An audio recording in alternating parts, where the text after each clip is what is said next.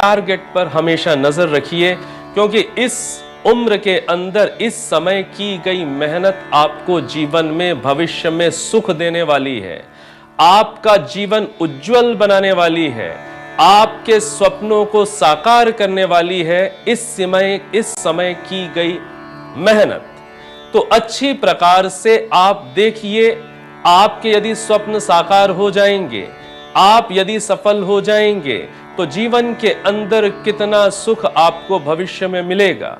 और यदि आज आप किसी भी प्रकार की रिलेशनशिप में आसक्त हो जाएंगे, मोहित हो जाएंगे, अटैच्ड हो जाएंगे, और जो मुख्य लक्ष्य को प्राप्त करने का जो साधन अभी आपकी एज में पढ़ाई करना है, नॉलेज को गेन करना है, इसको यदि चूक जाएंगे तो जीवन आगे का कैसा होगा। उसमें दुख भी संभावित है, उसमें संघर्ष भी संभावित है।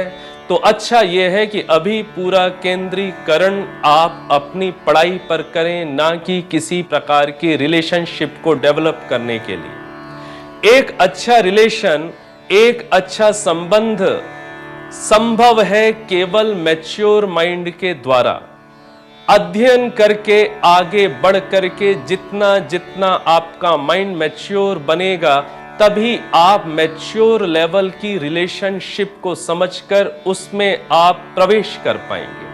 तो ये समय है अभी अपनी बुद्धि को उन्नत करने का, अभी अपने नॉलेज को इन्हेंस करने का, बढ़ाने का। तो इस प्रकार से पूरा आप केंद्रीकरण करें अपने स्वप्नों को साकार करने के लिए, और किसी भी प्रकार के मोह से बचने का, अटैचमेंट से बचने का पूरा प्रयास करें। और अगली जो बात कही गई है, आलस्यम मद मोहौ च चापलम। चापलम ये जो शब्द आया है, ये आया है चपलता के लिए, ये आया है चंचलता के लिए। चंचलता, इसको बड़े ध्यान से विद्यार्थी को पकड़ना चाहिए कि मैं चंचलता से युक्त व्यवहार करने की तो आदत नहीं बना रहा। चलता फिरता कहीं भी देख लिया, कभी भी कुछ भी बात बोल दी, कुछ भी खा लिया। हमारा जीवन कैसा होना चाहिए? सधा हुआ जीवन। सधा हुआ जीवन जिसके अंदर संतुलन हो, जिसके अंदर एकाग्रता हो, जिसके अंदर पेशेंस हो, धैर्य हो। बहुत चंचलता से युक्त करने वाला व्यवहार करना भी विद्यार्थी को लक्ष्य से भटका देता है। चंचलता से युक्त व्यवहार आपके फोकस को समाप्त करता है, आपके कंसंट्रेशन को बिगाड़ देता है। तो अपने आप को चंचलता से बचाना चाहिए। बहुत अधिक हंसी मजाक करना, बहुत अधिक बोलने की आदत, ये भी चीज है। जितना अधिक बोलने की आदत होगी, उतना ही चंचलता के बढ़ने की संभावना है। यदि सुनने की आदत अधिक डेवलप करेंगे, तो आप नॉलेज को भी अधिक गेन करेंगे, और इसके साथ साथ आपके जीवन के अंदर स्थिरता का भी अधिक भाव आता चला जाएगा। तो बोलते समय अधिक चंचलता से बचना चाहिए, अनावश्यक बातचीत को करने से बचना चाहिए, व्यंग्य की कमेंट्स को टोन से बचना चाहिए, व्यंग्यात्मक टोन से बचना चाहिए। ऐसी बहुत सारी चीजें हैं जिनसे हमारे अंदर चंचलता का भाव आने लग जाता है। तो हंसी मजाक करना, अनावश्यक बातचीत करना, इसके साथ साथ बहुत तेज स्पीड में बोलना, यह भी चीज है। कई लोगों की आदत होती है बड़ी तेज स्पीड में बोलते हैं। बहुत तेज स्पीड में बोलने से भी चंचल मन का होना संभव है। तो आपका जो बोलना हो वो थोड़ा सा ठहराव के साथ हो, आपकी बातचीत करनी ठहराव के साथ हो, उसमें कुछ स्थिरता हो, आपका एक एक शब्द समझ में आने वाला हो। इस प्रकार से आप वाणी के ऊपर भी यदि नियंत्रण करेंगे, तो भी आपका नियंत्रण अपनी मन की चंचलता पर होने लग जाएगा। मन का, वाणी का, इन सब का संबंध है। यदि वाणी पर नियंत्रण करना शुरू करेंगे, तो मन भी नियंत्रित होकर हाथ में आने लग जाएगा। तो विद्यार्थी को चंचलता से युक्त व्यवहारों से बचना चाहिए, जिससे वो आगे बढ़ सके। इसलिए हमें इन सारी बातों पर ध्यान देना चाहिए। जैसा कि मैंने पिछली बार निवेदन किया था कि घुड़दौड़ की रेस के अंदर जो घोड़ा प्रथम आता है, फर्स्ट आता है, उसमें और सेकंड आने वाले घोड़ों में कुछ सेकंड्स का ही फर्क होता है। कई बार तो फ्रैक्शन ऑफ सेकंड्स का डिफरेंस होता है, लेकिन जो अचीवमेंट्स हैं उनमें बहुत बड़ा फर्क हो जाता है। फर्स्ट प्राइज विनर घोड़े को हो सकता है 50 लाख का इनाम मिल जाए और सेकंड प्राइज वाले को शायद 30 लाख का इनाम मिले। इतना बड़ा डिफरेंस आ जाता है। किस चीज पर आ जाता है कि फ्रैक्शन ऑफ सेकंड्स के लिए हमें जिस क्वालिटी को अपनी लाइफ में लाना चाहिए, उस क्वालिटी को यदि हम नहीं लाते हैं तो ये छोटी छोटी चीजें हमें दुनिया से पीछे कर देती हैं।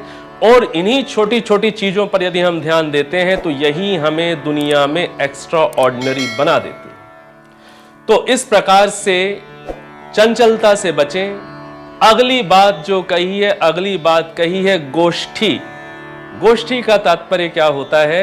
मिलजुल कर बैठ कर गप लड़ाने की प्रवृत्ति, ये इसे कहते हैं गोष्ठी करना।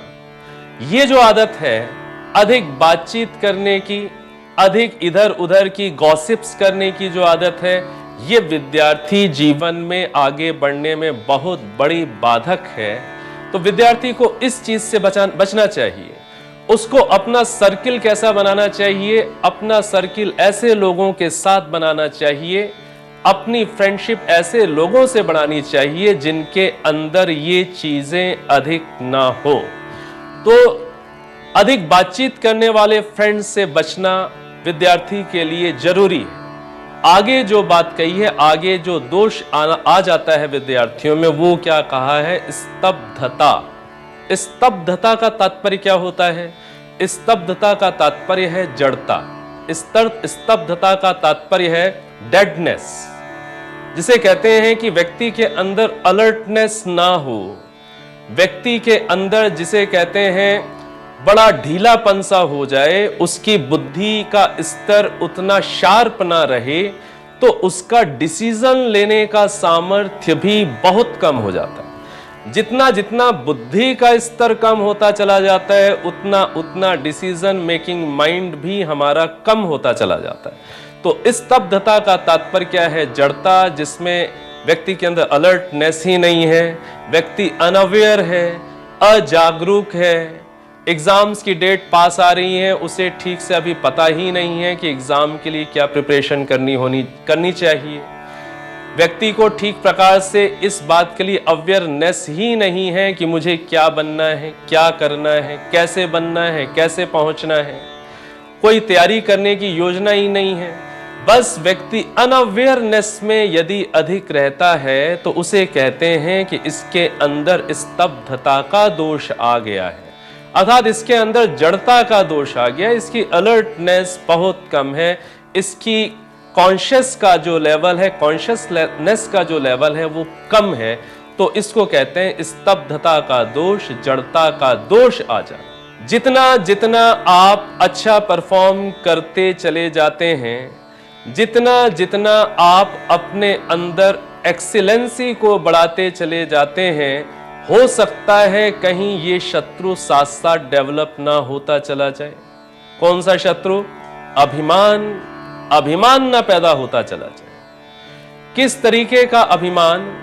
किस तरीके का अभिमान पैदा हो सकता है कि मेरे से बेहतर कोई दूसरा नहीं है, या मुझे और किसी से कुछ सीखने की जरूरत नहीं है, मैं सब कुछ जानता हूं, मैं सब कुछ समझता हूं, मुझे और कुछ इंप्रूव करने की जरूरत नहीं है।